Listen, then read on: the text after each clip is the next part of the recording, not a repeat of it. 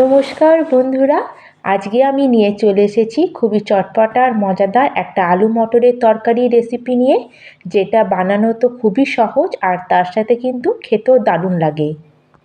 আলু মটরের তরকারি তো আপনারা অনেক রকমভাবে বানিয়ে থাকেন, একবার এইভাবে ডিফারেন্ট ওয়েতে আপনারা বানিয়ে দেখুন, আশা করি আপনাদের খুবই ভালো লাগবে। তাহলে চলুন রেসিপিটা শুরু করা যাক। আর এই রেসিপিটা বানানোর জন্য এখানে আমি নিয়েছি 3টে মিডিয়াম সাইজের কাঁচা আলু, আর আলুটার আমি খোসা ছাড়িয়ে নিয়েছি। আর এখন আমরা আলুটাকে ছোট ছোট টুকরো করে কেটে নেব। আর এখানে আপনারা আলুটাকে বেশি বড় করে কাটবেন না, এরকম ছোট ছোট টুকরো করে আলুটাকে কেটে নেবেন। আর এখানে আমি 3টে মিডিয়াম সাইজের আলু নিয়েছি, আলুর পরিমাণটা আপনারা কম বেশি করতে পারেন।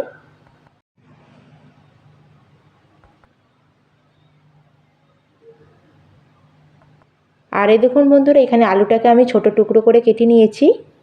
আলুটাকে আমি দুবার ভালো করে জল দিয়ে ধুয়ে নিয়ে আসবো।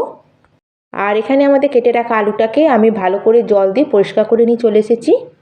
আর এখানে আমি আলুর জলটাকে একটা শুকনো কাপড় দিয়ে আমি একটু মুছে নিয়েছি।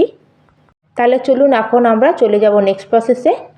আর এদিকে আমি গ্যাসে একটা কড়াই বসিয়ে তাতে আমি দিয়ে দিচ্ছি 2 চামচ মতো রিফাইন অয়েল।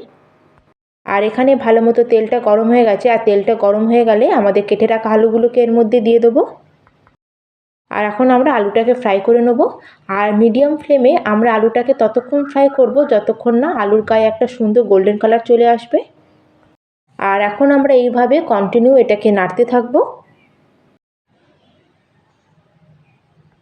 আর এই সময় কিন্তু আমাদের আলুটাকে খুব ভালো করে এটাকে ফ্রাই করে নিতে হবে। মোটামুটি 90% মতো আমাদের আলুটাকে এখানে কুক করে নেব, যাতে আমাদের আলুটা পরে আবার কুক করার জন্য যেন সময় না লাগে।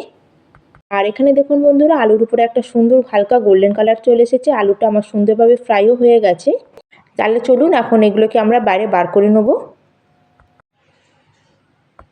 আর এখানে আলু ফ্রাইগুলোকে আমি একটা প্লেটের মধ্যে পুরো বার করে নিচ্ছি। এখন আমাদের কড়াতে যতটুকুনি আলু ফ্রাই করার পরে তেল ছিল তাতেই আমি বাকি রান্নাটা করে নেব।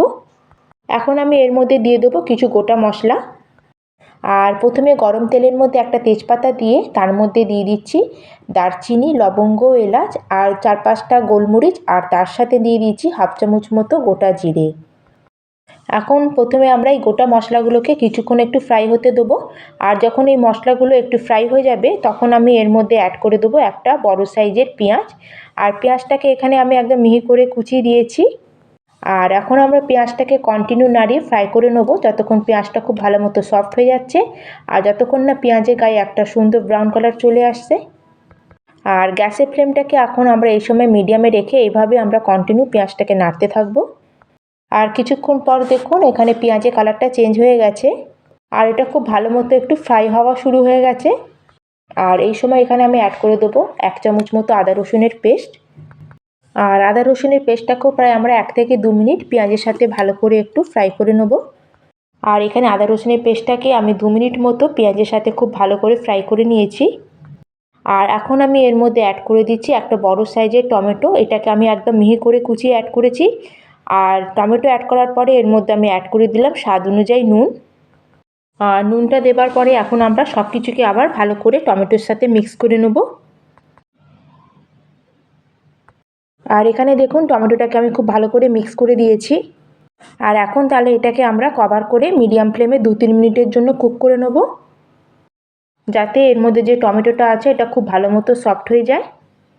আর 2 মিনিট পরে ঢাকনা সরিয়ে আমরা টমেটোটাকে আবার চেক করে নেব। আর এখানে দেখুন টমেটোটা এখানে ভালো মতো সফট হতে শুরু হয়ে গেছে। আর একবার আমরা এটা ভালো করে মিশিয়ে নেব। আর সব কিছু মেশানোর পরে এবার এখানে অ্যাড করে দিচ্ছি আমি 1 চামচ মতো বেসন। আর বেসনটাকেও অ্যাড করার পরে এখন আমরা বেসনটাকেও টমেটোর সাথে ভালো করে কিছু সেকেন্ডের জন্য একটু কষিয়ে নেব, যাতে আমাদের বেসনের মধ্যে যে কাঁচা ভাবটা আছে সেটা চলে যায়।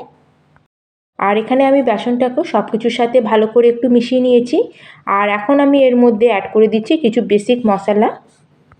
সবার প্রথমে এখানে দিয়ে দিলাম হাফ চামচ মতো ধনে পাউডার, আর হাফ চামচেরও কম অ্যাড করে দিলাম গরম মশলা, হাফ চামচ মতো দিয়ে দিলাম কাশ্মীরি লঙ্কা গুঁড়ো, আর হাফ চামচ দিয়ে দিলাম এখানে হলুদ গুঁড়ো। আর এখানে আমি হাফ চামচ মতো করে সব মশলাগুলি অ্যাড করেছি। আপনারা যেটা মশলা খান সেই বুঝে আপনারা মশলাটা একটু বেশি বা একটু কমও দিতে পারেন। আর এই মশলাটাকেও এখন আমরা কিছুক্ষণের জন্য ভালো করে সব কিছুর সাথে একটু কষিয়ে নেব। আর এখানে সব কিছু মেশানোর পরে আমার মশলাটা একটু ড্রাই মতো লাগছিলো, তাই জন্য এখানে আমি অ্যাড করে দিলাম হাফ কাপ মতো জল। আর হাফ কাপ জল অ্যাড করার পরে আবার আমরা সব মশলাকে ভালো করে আবার মিক্স করে কষিয়ে নেব। আর এই সব কিছু ভালো করে মিক্স করা হয়ে গেলে এখন আমরা গ্যাসের ফ্লেমটাকে লোতে করে দেবো।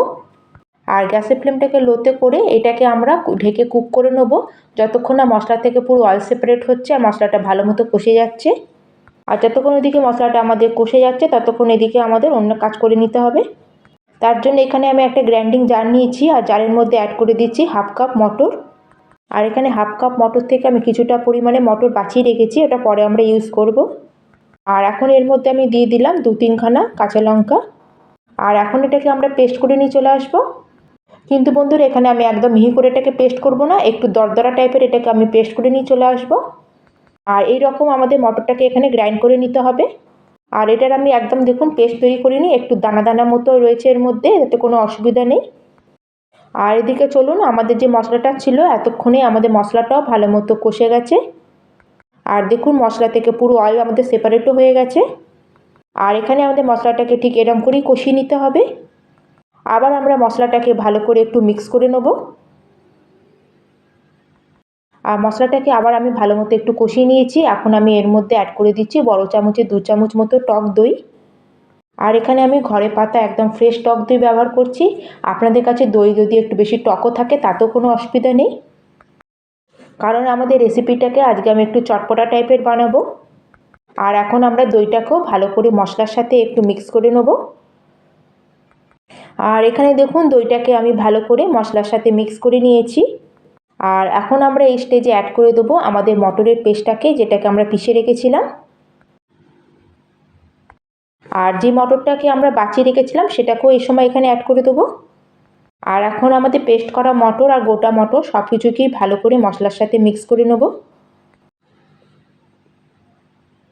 আর প্রায় 2 মিনিট মতো হয়ে গেছে, আমি এখানে মটরটাকে ভালো করে মশলার সাথে কষিয়ে নিয়েছি। আর ভালো করে মশলার সাথে কষানো হয়ে গেলে এখন আমি এর মধ্যে অ্যাড করে দেবো জল। আর এখানে আমি 1 গ্লাস মতো জল অ্যাড করলাম। আপনারা চাইলে এই সময়তে গরম জলও এখানে অ্যাড করতে পারেন, কিন্তু এখানে আমি ঘরের নর্মাল জলই ব্যবহার করেছি। আর জল দেওয়ার পরে এখন এটাকে আমরা ভালো করে জলের সাথে মিক্স করে দেবো। আর এখানে জলটাকে ভালো করে মিক্স করে এটাকে আমরা কিছু সেকেন্ডের জন্য এটাকে কভার করে দেবো, যাতে এর মধ্যে তাড়াতাড়ি ঝোলটা ফুটতে শুরু হয়ে যায়।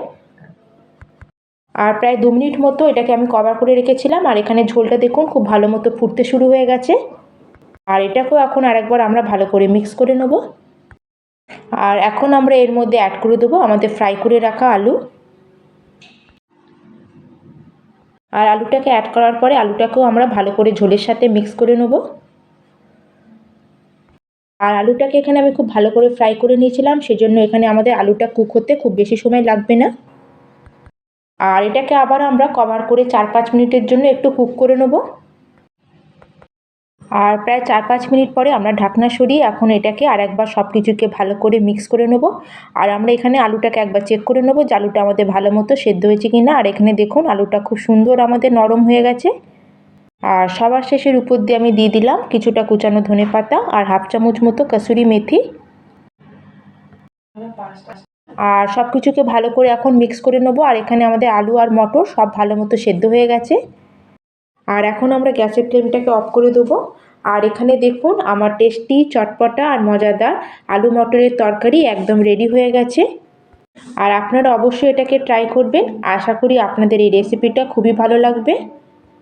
আর আপনাদের যদি আজকের এই রেসিপিটা যদি ভালো লাগে তাহলে লাইক করবেন, শেয়ার করবেন আর চ্যানেলটিকে সাবস্ক্রাইব করতে একটুও ভুলবেন না।